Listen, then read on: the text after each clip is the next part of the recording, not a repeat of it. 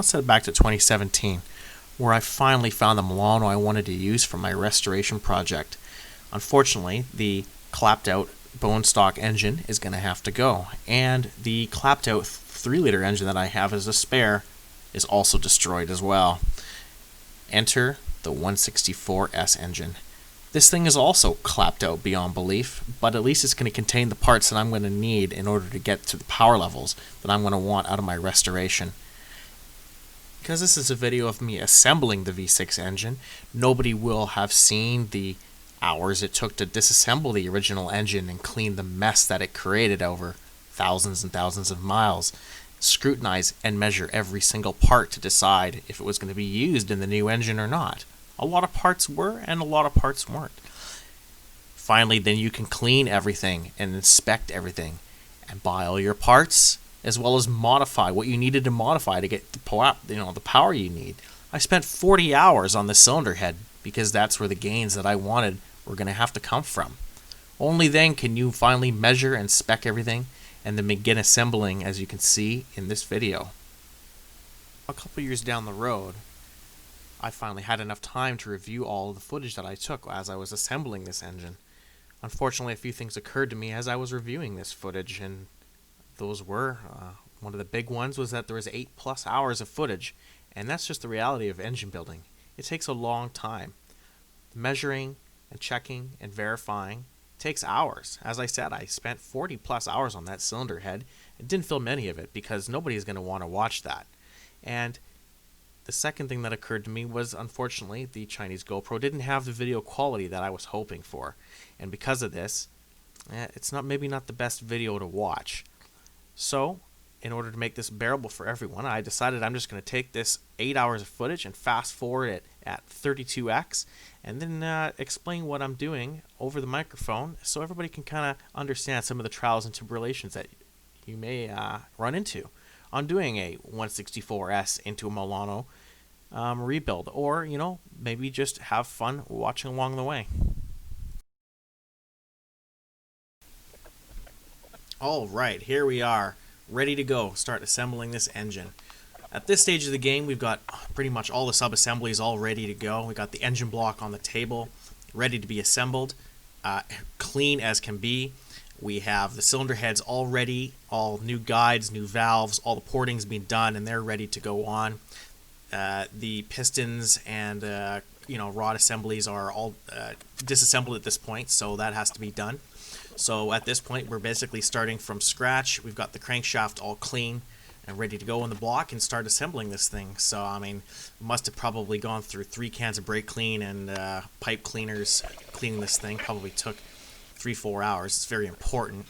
You don't want crap getting jammed into your brand new bearings and scraping up your perfect condition crank. So maybe that's something you want to definitely have a look at if you're trying to rebuild an engine in the future. Spend that time on that crank. It's pretty darn important. Try to remember what types of assembly lube I used on this. I don't think it was anything special, to be honest. I seem to remember one being really sticky and nasty and the other one being pretty grease-like, like an outboard. Yeah, that's what it was. It was an outboard motor oil or an outboard grease of some sort in a tube. And I used plenty of it during my rebuild because I knew that it was going to be quite some time before I ended up starting this after its assembly. You can see I've got the bearing caps in my hands there and the little hammer. As far as assembling an engine, I found one of the really handy tools was a little light hammer with the plastic tips on them. So you can whack things pretty hard and not do any damage to anything. Definitely something that you should have in the shop if you're assembling stuff like this. I'm lubing up the bearings and throwing the caps on. One of the things that I've already done that's not shown in this video is done the plastic gauging to verify that my micrometer measurements and calculations were correct. Some people say plastic gauge is stupid. I, on the other hand, kind of am a believer of it because, if you've checked and double-checked your micrometer measurements on your cranks and your IDs, ODs, and done your math, you can still use the plastic gauge as a last resort, as I have done in here, to make sure that you're actually sane. You can always make a mistake with a calculator, etc. wise to use that as a checking tool after the fact. I've got the last cap there. Looks like it's that one with that cigarette seal on the Alfa V6. There's that little cigarette seal on the back of the last cap on the back of the engine block. This thing was a real pain in the butt for me. I had a real hard time with it. On the last 3.0 engine I rebuilt, that cigarette seal didn't really become an issue, but for some reason it was a bit of an issue on this, so it took me a while to finally grease that thing up enough that I could get the damn thing to go in there. And yeah, that bearing cap was real tight, so hopefully, based on that, the thing won't bloody well leak oil. That's the whole goal. Leaking oil was a pain in the butt on my last 3.0 engine, so I've decided to do a couple little tricks on this one to prevent that from happening. And one of the tricks that I have, and I might be showing it sometime in this next video, I've already got it in my hand there, is that little tube of Hylamar Blue. It's a pretty cool little sealant that never hardens. It's got it's used in a lot of flanges and stuff like that on airplanes, and very, very cool sealant that can be reused without reapplying. So you can see that I'm taking the liner O-rings very seriously. I'm using a little bit of Hylamar on those little O-rings that you get in the kit, because obviously if those O-rings aren't perfect, you're going to be leaking coolant in your oil, and it'll look like your head gasket's blown, but in reality it's just that the liners don't have a good seal on the block. This engine block is a 164 block, and I'm using this block for a myriad of reasons, and unfortunately, because of the mileage and neglect that this thing suffered over the last 30 years, the liner, where the liners contact the engine block, was pretty pitted and corroded. So I really wanted to make sure on these things that I didn't have a leak here. So I used a little bit of extra sealant on that Hylamar sealant on those O-rings, put those liners into the engine block. I have already, obviously, I did film a video honing these liners. Honing cylinders is nothing really special. You either have the skill or you don't. I've done it many, many times without any issues. I don't think the video is anywhere that I can remember, so I didn't even bother to include it in this. But one of the checks that I did do was measure the bores of these liners in various places to find out which is the largest and which is the smallest bore. Your piston thrust surfaces are obviously going to wear larger over the years, so you want to rotate those liners 90 degrees off those old thrust surfaces so that you're wearing new thrust surfaces essentially. That's going to help your ring sealing, and it'll also get more life out of these liners, because my god, are these liners ever expensive now.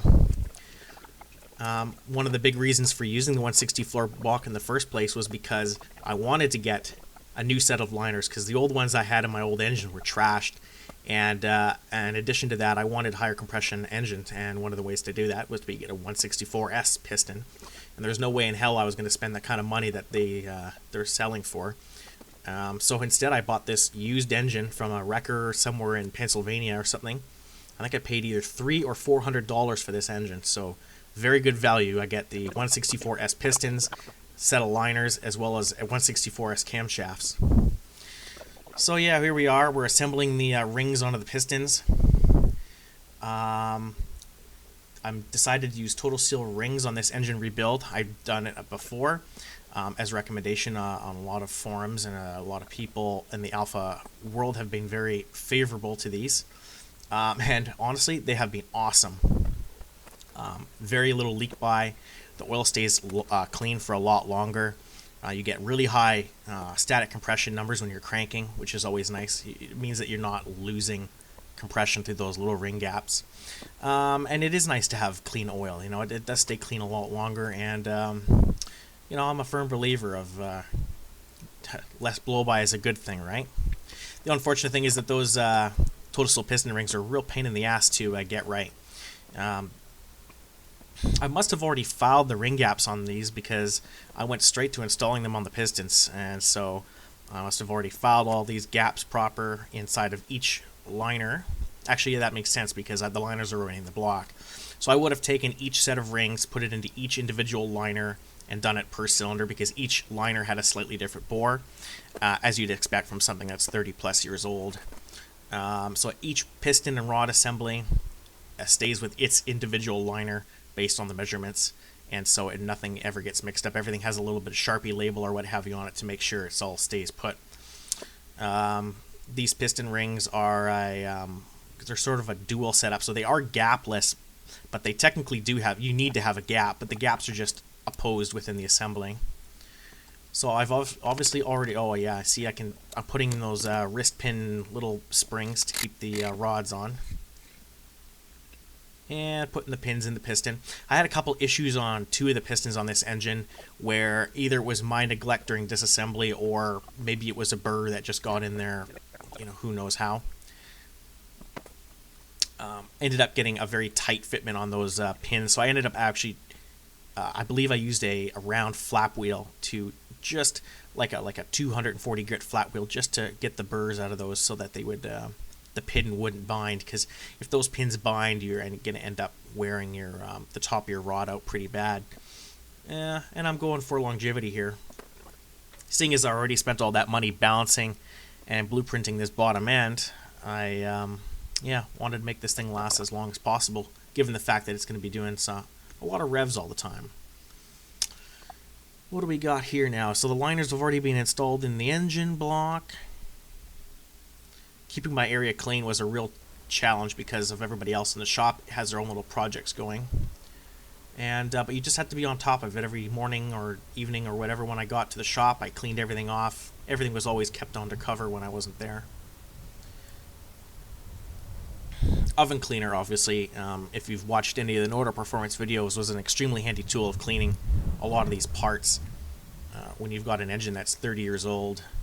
There's a lot of crap buildup on those things, so oven cleaner was extremely handy, as was Zepp Industrial Purple. That's a heck of a alkaline degreaser that I found worked really well too.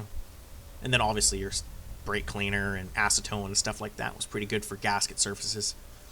Here I'm lining up the ring gaps as per the instructions that came with the ring set. Obviously I filed the rings already for the gaps based on the instructions that came with the rings, which matched up to the factory manual specs as well, so it's good to know that the numbers are all matching.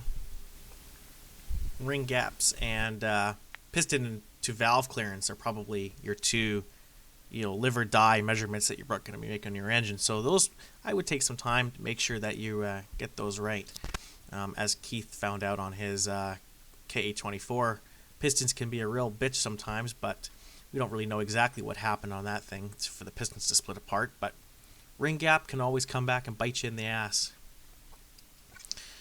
I tried a different type of piston ring compressors to put this thing back together, and Keith has this really cool Blue Point one. I think it was Blue Point or Snap-on. It has different tapered sleeves. You can see it on that tool there.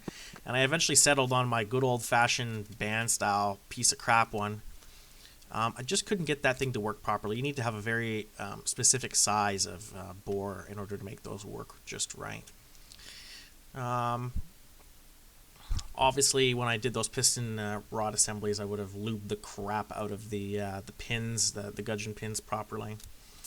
And these bores have been lubed probably with, well, they've been cleaned like crazy and then lubed with probably like a light layer of ATF or something like that. You don't really want too much oil in there. You really just, there's not supposed to be oil in there in a normal operation, so why would you want oil in there, other than just for your initial startup? Yeah, you can see my little squirty can. That's probably, I think that had an ATF and a 5W30 mix in there. So, but I mean, I could be wrong, right? I've always been wrong before. So, nothing too special on here. This is just standard sort of stuff. Putting your ring compressor in there and whacking those in with the end of your hammer. Obviously, be gentle. Again, that could have been one of the reasons Keith had an issue with his K24. Maybe he had a ring catch or something funny. You can see that I'm not building my engine on an engine stand, mostly because I'm a chump and I'm a little bit lazy because I didn't really want to go upstairs and get it, but also because it's actually quite relaxing to build it on a table and you can just slide the block back and forth. It's kind of my preference, actually. I built my Saab engine this way and I really did enjoy it, so I did it this way on the Alfa engine as well. For holding down the liners, I came up with a tool to mimic the factory tool. As you can barely see it in the videos, but it's just a couple of really massive washers hooked to some tubing and then just bolted down with the head bolts to keep those liners in place, because when you're doing this to the block, tilting it back and forth, You really don't want those liners to move, because if those things fall out and nail something, it'd be kind of a nightmare. So just keep that in mind. I thought I could get away without them, but I decided against dicking around on this one. By holding the liners down, it also enables you to turn the crankshaft back and forth. Oh yeah, you can see I'm turning the crankshaft back and forth without the liners popping out. So those liner hold downs are definitely pretty handy. You can see there's another set of liners on my desk there. That would be from, those are like the reject liners. So I had obviously two V6 engines that I pulled apart, inspected a lot of parts, and then everything that was totally garbage I replaced with new, and the parts that were serviceable I reused. So those liners there are the reject ones that were just too far gone for me to bother with. Nobody really wants to spend this kind of money on an engine rebuild and have the damn thing burn crap loads of oil or have issues down the road. So might as well reject them now than to pay money later and doing it again, right?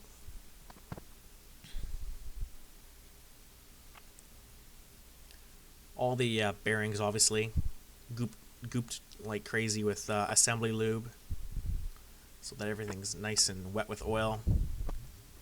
Definitely use that assembly lube that has that sticking power on it. Engine oil works good too. I mean, honestly, a lot of manuals do say that just regular engine oil is totally fine too, but I tend to crank the engines over when they're new until I get oil pressure before I actually reconnect the spark. So that extra cranking on there, and the initial cranking, could cause issues on those brand new bearings. And believe me, you want to keep those bearings as fresh and clean as possible. You don't want crap, or you don't want scratches in those new bearing surfaces, because it's just going to start on a downhill spiral.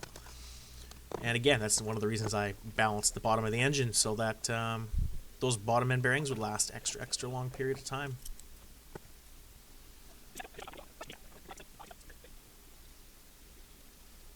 Torquing everything up in stages. I can't remember if the manual is specific on doing it in stages or not, but I did it in stages because I know how these aluminum blocks are a little bit, they're definitely not the strongest block design, the Alfa V6. It's a very old design, and it's not ribbed very much, and it's definitely not incredibly strong, but when you're torquing the main caps, there is a lot of flex going on in the blocks that you need to be cognizant of. This would be the rear main seal going in now. A little bit of castor oil on the inside, and then I always coat the outside just a little bit with just a little tiny smidgen of RTV. Makes it a real bitch to remove in the future, but it also makes it so that the engine doesn't leak oil, because that was one of my #1 goals in this build, was to make sure that this thing didn't leak oil, because I just absolutely hate spending all that money on something and have it leak. It drives me crazy. That's why I spent all that money rebuilding that steering rack in one of my older videos. I hated having leaks.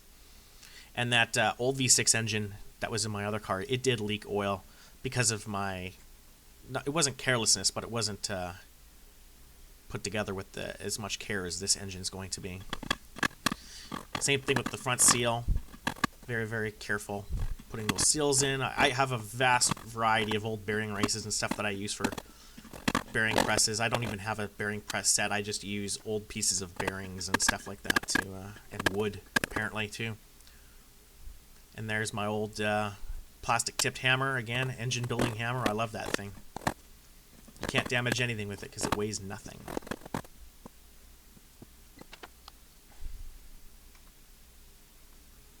What's going on now? Oh, yes. So we've got the front cover gasket and the front housing going on. A little dab of Hylamar on that gasket. Make sure it doesn't leak oil. I did actually like that Hylamar gasket sealant. It was quite expensive. I think it was about 30 bucks for that tube. But the tube went a long way, actually. It rebuilt this engine here, plus another bunch of other engine work on other cars. So definitely was worth the money. It's very cool that it doesn't dry. It stays tacky forever. And when you pull something off, you merely put it back on, and that tacky, because it stays tacky, you just don't have to reseal it. You just can reuse that gasket sealant over and over and over again. Not that I would do that, but it's something I've heard people doing. Most of the little fasteners on my front cover I probably replaced with new. just because those little M6 fasteners are pretty crappy on these engines. I know I snap them off in the water pumps all the time, and just wanted some extra assurance on these front cover. Obviously, I use Never Seas and everything too, because I'm anal about that, and why not? If if you can never see something, might as well, right?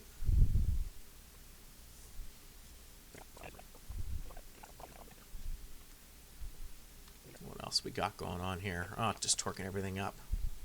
Another one of the big reasons I like this 164S engine is because of the oil squirters. So basically at this point, it looks, oh yeah, so I'm talking about something, but I don't know what it's about. Oh, oil pan shenanigans.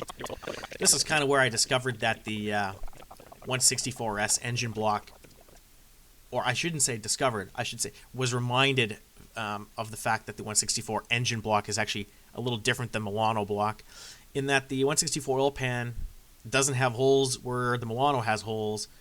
So that's something to be cognizant of if you're doing a 164 engine in a Milano. Should have done the whole drilling out the engine block thing before I had everything assembled. However, I kind of forgot about that. So I think in the next couple shots here, I'm probably having to fix that mess. Oh, yes.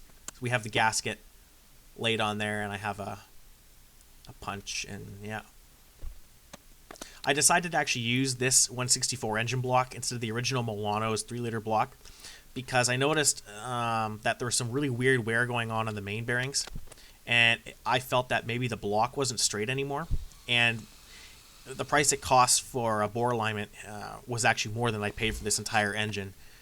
So I found it was probably better, more economically, feasible for me to use this 164 engine block instead. You get some benefits, of course. Like I said, the oil squirters are one big benefit of the 164S engine block. I'm a big fan of oil squirters. They really do reduce piston temperatures and help with detonation. So I've taped the bottom end of the engine block when I was drilling out these holes. I think the difference between the Milano and 164 block was that there was a couple holes that weren't drilled but were casted into the block, and there was also a couple holes, if I'm not mistaken, that needed to be through holes and not bolted, or not threaded, I should say, so I probably took care of those threads. So things you forget about halfway through and then comes back and bites you in the ass later. This happened a few times during this engine build. A few things that I forgot to do kind of came back and bite me. But as it turned out, it all worked out. As we can see, everything's all drilled out. No shrapnel made it inside the engine block. You got a little bit of Loctite 518 on there, and we got the gasket. And you can see I'm putting a little bit of RTV between where the front housing meets the block and where the rear housing meets the block. That's a pretty widely accepted practice to prevent oil leaks from those little areas, those little mating spaces. I'm a big fan of Loctite 518 for oil pans. I've never had a leak out of an oil pan after using Loctite 518. Don't forget to put on the oil pump, of course. I did this on a Saab engine once and realized halfway through that the oil pump was sitting on my table. So yeah, that was a waste of several hours. So made sure that this time the oil pump was actually installed. I went through the oil pump actually and adjusted all the clearances of the gears inside, because there was actually quite a bit of wear. Well, I don't know if there was quite a bit of wear or there was just not that tight to begin with, but I did make it so that the rotors were nice and tight in there as per the factory spec with the feeler gauges. There's a little picture inside the manual to tell you how to do things. I just basically closed up the housings a little bit to make the fitment a little tighter, hopefully to get a little bit more oil pressure out of there, because I'm not using the 164 oil pump in this build. I'm actually using the original Milano one, and I know the 164 oil pump actually spins, I think, 1.5 times the engine speed because of those oil squirters. And even though I'm keeping the oil squirters, I'm still going to use the Milano pump, so I need every little bit of oil pressure that I can get. At this stage, I was kind of thinking, is that a good idea? But, me narrating this video a few years after, I don't notice any oil pressure issues. on the engine. It's definitely low at idle, but at idle you don't need any oil pressure really. There's nothing really going on, so it does make like 100 psi when it's cold, so the pump's pushing out plenty of pressure.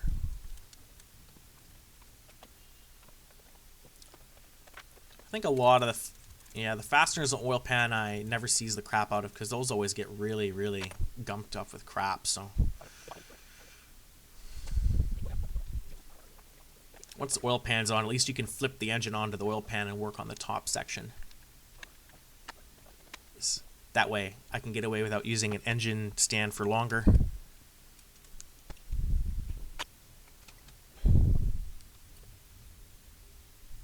One of the other things actually considering, there's nothing to see. Oh, now here we are Hylomaring a little bit on the lower sump bit there and throwing that on. One of the things that I also had to do in this engine build is because of the higher compression and, the fact that I'm going to be tuning this engine, quite well with my Motronic tuning systems and stuff like that. I wanted to get as much power to this thing as possible. When you generally do that, you throw a lot of heat into the oil, especially with those oil squirters squirting oil on the bottom of the pistons. So I do have an external oil cooler. I think it's like an 11 row that I've already installed on the car to match up with this engine. I guess the 164 engine originally came with that donut style cooler, the Laminova style. But I didn't want to. I wanted to ditch that and put a proper air to oil cooler on there, right out in the front of the airflow. Definitely needed though, because holy moly, in the summer that oil gets bloody hot up the Coquihalla.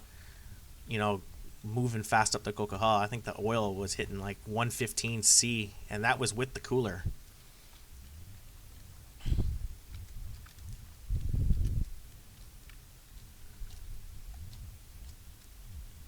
See my religious use of the torque wrench while assembling an engine. Why not, right? Oh, here we go. So we've got... Oh, there's the cylinder heads, all ready to be put back onto the engine. They've been resurfaced. That is one, quickly saw in one of those shots, a little fitting on the back of the cylinder head. That differs between the Milano and the 164 as well. On this engine block, you can see there's a lot of pitting on that surface. It actually did worry me because of how badly this engine was maintained cooling system-wise. There was definitely a lot of pitting on that head gasket surface, more than I've probably ever seen. I did use a knife stone quite a bit on this engine to get rid of all the crud and as many of the pits as I could. But another thing that I noticed was that when those cylinder heads were machined, that the casting was very, very porous as well. So I kind of have everything against me for head gasket sealing. Again, we're a few years into driving that car, and I haven't had any issues yet. But I did use sealant on the head gasket in a couple areas where there was a lot of pitting. And although I'm firmly against using sealants on head gasket, I kind of felt that that was the only way that I was going to get away without having to do a hell of a lot of block machining, to be honest. So I did decide to use a little bit of Hylomar on a couple places.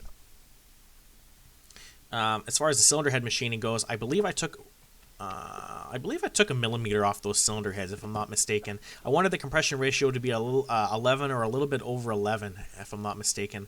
I have the numbers written down on my blueprinting sheets, but I do remember it being 11-ish or maybe a little over. That's, of course, the head machining as well as the 10.5 or 10.0, whatever they are, 164S pistons. Keeping in mind, of course, that me just saying that the compression is going to be 11 doesn't really mean anything unless you actually measure it and find out for yourself. I do have all the measurements written down for reference in the future. And I also have that book written by Jim Kay, which goes over a lot of V6 performance essentials. Of course, I did measure the piston-to-valve clearance after all the machining was done to actually make sure that the pistons weren't going to smack the valves due to the clearance issues.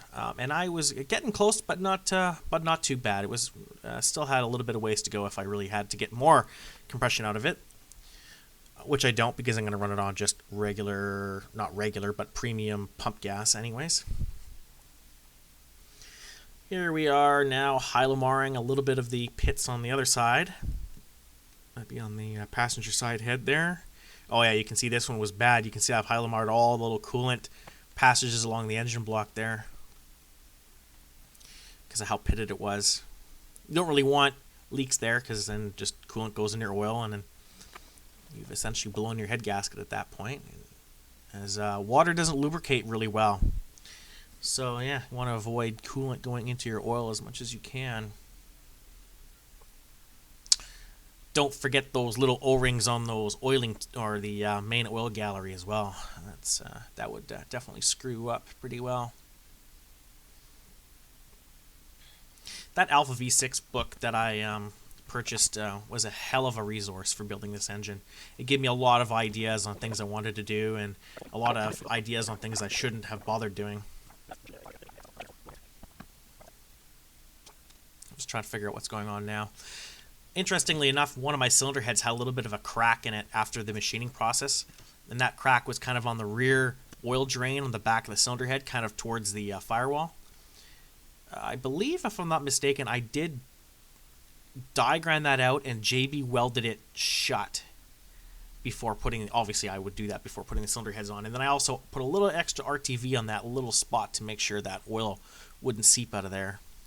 As you can see also, that little pipe between the V6 engine in the V heading towards where the heater core is, that had to be dicked around with because the 164 fitting differs than the Milano fitting. I can't remember the specifics about it, but I remember it being a bit of a pain in the butt. I believe I ended up just JB welding a fitting in there, if I'm not mistaken. It's definitely never going to come out, but I do remember it was a bit of a pain. I think it was mostly a pain because it was hard to remove from the Milano's engine block without kind of partial destruction. So, torquing the heads, obviously, the procedure for that is in the manual. You want to follow that. I believe, if I'm not mistaken, I went a little bit over. I believe on recommendation of doing a bunch of reading, I believe I did actually over torque these heads after the first service. So I think after the first service, after maybe 1,000 or 1,500 kilometers or whatever it ended up being, I believe I did loosen those head bolts and actually torque them to maybe 85 foot-pounds or maybe 82 foot-pounds, which is a little bit over spec due to the compression. Oh, there we are, Mr. Hylomar here, throwing on the water pump.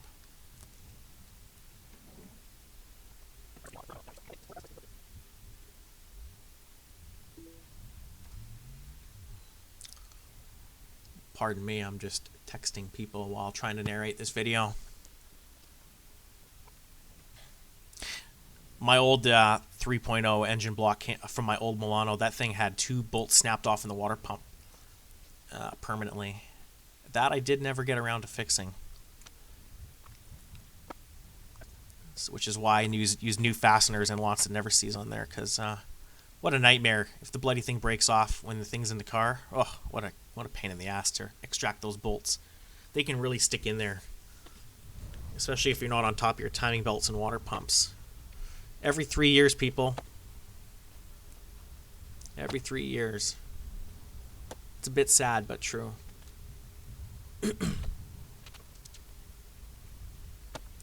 Oh yes, I see this water pump is actually a 164 pump. It doesn't have the V-belt. It has the serpentine belt groove. I think you'll see later on in this video that ended up, again, biting me in the ass, and I did have to actually purchase the original water pump. I had a bit of a, I should say, a funky plan going on. I converted a 164 serpentine pulley into a Milano pulley. Anyway, it's basically so that I could remove the V-belt pulley from the water pump and remove my crankshaft sensor with the trigger 62 trigger wheel on it.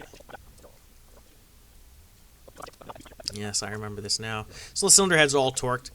So the next part, you want to put the valve train back together. I've already got the rockers and rocker shafts and all that stuff assembled. It's way easier to do that on your bench without it being on the engine. These are the 164S camshafts that I've actually had in my possession for years and years. They're way better shape than the ones that originally came on the 164 engine block, because That 164 engine must have had like 300,000 miles or something. That everything was really worn in there.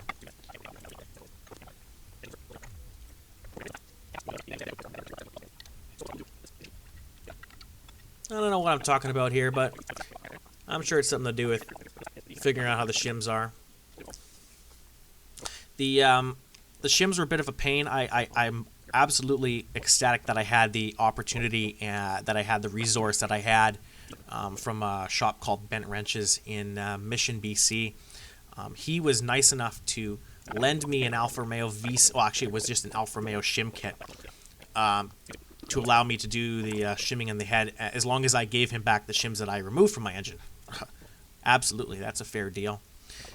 Because of when you do a valve job, and I had a radius valve job on this cylinder head, you're taking off material on the valve seats, so obviously your valve lash is going to decrease. Not increase, but it will decrease, because obviously the tip of the valve gets closer to the camshaft as the valve recedes into the cylinder head. And so you need to figure out the new shim that you're going to need to put in there to get the lash to where you need to have it. I believe what I ended up doing was sacrificing one shim, a garbage shim, measuring its exact height, and then doing some subtraction to figure out exactly what it needed to be. Because I didn't have actually any shims that were small enough for me to do that math, because of how much material had to be removed from those valve seats. Again, that cylinder head had a hell of a lot of miles, and so the valve seats were fairly trashed. So the machine shop did have to work fairly hard for their money there to get those valve seats looking nice. Same as those valves. Those valves were, the resurfacing on those was done really, really well by the Fraser Valley Engine and Machine.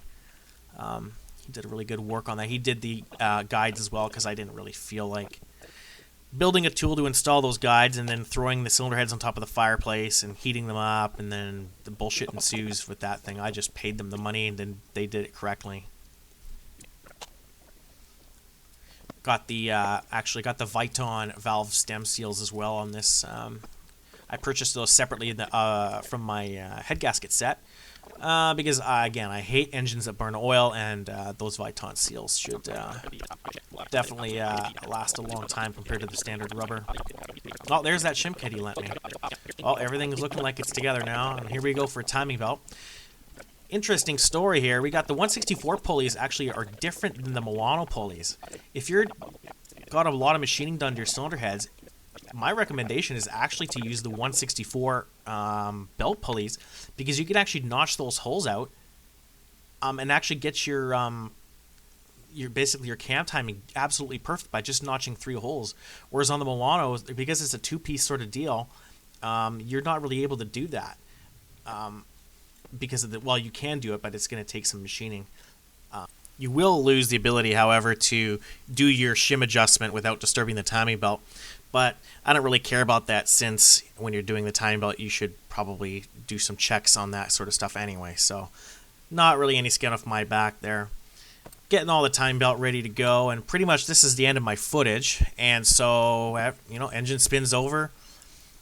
Cleaned everything up. Everything is all assembled and greased and ready to go, and on my table. And basically after that, we skip right to me throwing it in the car, and hooked it up to the battery, got everything powered up and wired up, and put some gas in it. And cranked it over, obviously, for a little while to get some oil pressure. And obviously it fired right up, and I didn't really have any issues with the engine. We can hear it cranking. Endless issues with that battery charger, but yeah, everything was good. The engine had excellent compression. I think I measured about 240 or 250 psi on my gauge, and fantastic running engine. The thing is very, very stout. Oh, you can hear, obviously, it ran there. So yeah, that's pretty much the end of my video. Again, I squeezed 8 hours of footage into a short period of time to sort of, might as well showcase the footage if I took the footage right, and a little bit of entertainment while we're at it anyways, and oh yeah, there. Don't worry, I didn't rev the engine that high when it was fresh. It was Just sounds like it in the video. So yeah, here we go. That's pretty much the end of the video. I hope you enjoyed it. I mean, it was a little bit long-winded, but I didn't really know how else to squeeze all that footage that I took and sort of showcase the Milano's engine rebuild. If you have any questions or comments, be happy to hear from you. And if you want to keep seeing content like this, don't forget to hit the subscribe button. Thanks a lot, and we'll see you again.